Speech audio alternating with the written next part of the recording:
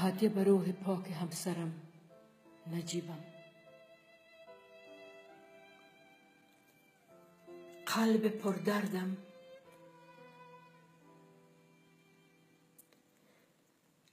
پردردم هوای دیدنش دارد هنوز.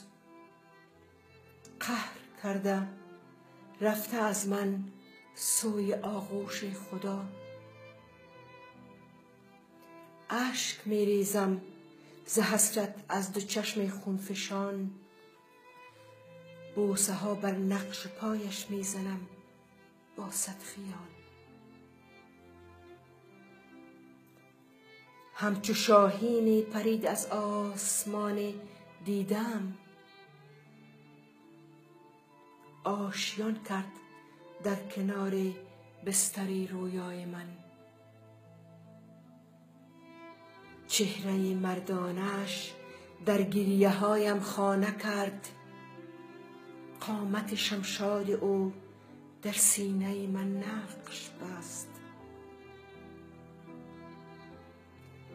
در قمار عشق مردم جان خود را باخت، لیک جاودان شد، عشق شد، امید شد، سردار شد.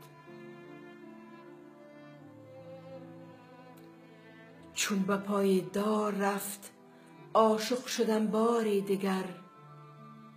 تا ابد این عشق در من شعله ها خواهد کشید.